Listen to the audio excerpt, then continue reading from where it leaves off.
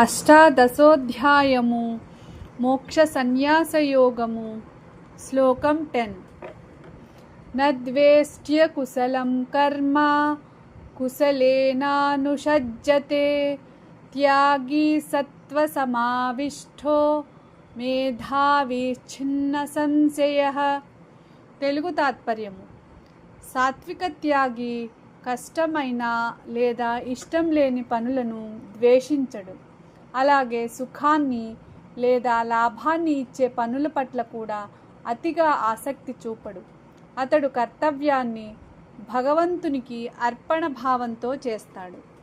అటువంటి త్యాగి సత్వగుణంతో నిండినవాడు, వివేకవంతుడు, జ్ఞానవంతుడు. అతని మనస్సులో కర్మ, త్యాగం, ధర్మం గురించి ఎలాంటి సందేహాలు ఉండవు.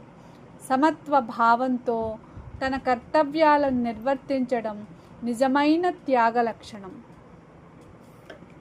हिंदी तात्पर्य: सात्विक त्यागी कठिन या अप्रिय कर्मों से घृणा नहीं करता और सुखद या प्रिय कर्मों में आसक्त भी नहीं होता. वह केवल अपने कर्तव्य का पालन करता है और कर्मफल की इच्छा छोड़ देता है. ऐसा त्यागी सत्वगुण से युक्त, बुद्धिमान तथा ज्ञानवान होता है. उसके मन में कर्म और त्याग के विषय में कोई संशय नहीं रहता. वह समभाव से अपने कर्तव्यों का पालन करता है.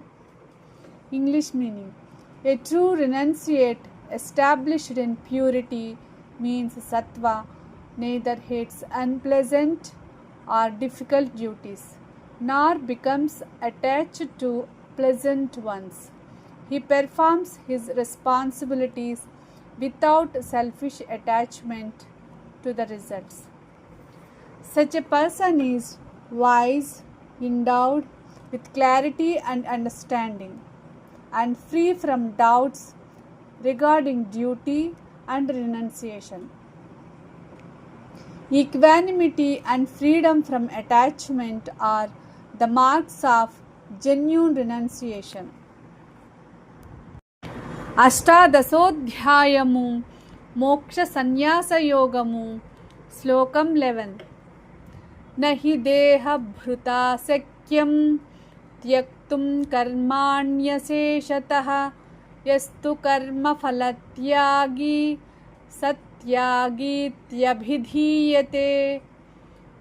తెలుగు తాత్పర్యము: శరీరాన్ని ధరించిన మనిషి పూర్తిగా అతనికి అన్ని కర్మలను విడిచిపెట్టడం సాధ్యం కాదు. జీవితం ఉన్నంత వరకు ఏదో ఒక విధమైన కర్మ చేయాల్సిందే. అయితే కర్మలను చేయడంలో వచ్చే ఫలాలపై ఆసక్తిని, ఆశను, మమకారాన్ని విడిచిపెట్టిన వాడే నిజమైన త్యాగి. కర్మలను మానేయడం త్యాగం కాదు, కర్మఫలాసక్తిని విడిచిపెట్టడమే నిజమైన త్యాగం అని శ్రీకృష్ణుడు ఉపదేశిస్తున్నాడు. हिंदी तात्पर्य: जब तक मनुष्य शरीर धारण किए हुए हैं तब तक वह सभी कर्मों का पूर्ण त्याग नहीं कर सकता. जीवन में किसी न किसी प्रकार का कर्म करना अनिवार्य है, किंतु जो व्यक्ति कर्मों के फल की इच्छा और आसक्ति का त्याग कर देता है वही वास्तविक त्यागी कहलाता है. कर्मों को छोड़ देना त्याग नहीं है, कर्मफल की आसक्ति छोड़ना ही सच्चा त्याग है. English meaning: For an embodied being, it is impossible to completely give up all actions. As long as one lives, some form of action is unavoidable. However, one who renounces attachment to the fruits of actions is truly called a renunciate, means tyagi. Real renunciation is not abandoning action itself, but giving up attachment to its results. అష్టాదశోధ్యాయము మోక్ష సన్యాస యోగము శ్లోకం 12. अनिष्टमिष्टं मिश्रं च त्रिविधं कर्मणः फलं भवत्यत्यागिनां प्रेत्य నతు సన్యాసినాం క్వచిత్. తెలుగు తాత్పర్యము: కర్మఫలాలపై ఆసక్తిని విడిచిపెట్టని వారికి కర్మల ఫలితాలు 3 విధాలుగా లభిస్తాయి.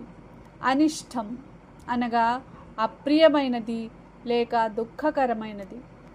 ఇష్టం అనగా ప్రియమైనది లేదా సుఖకరమైనది.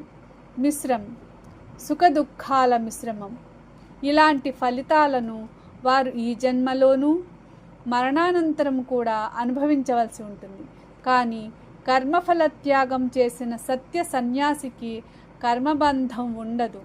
అందువల్ల అతను ఈ ఫలితాలకు బంధింపబడడు.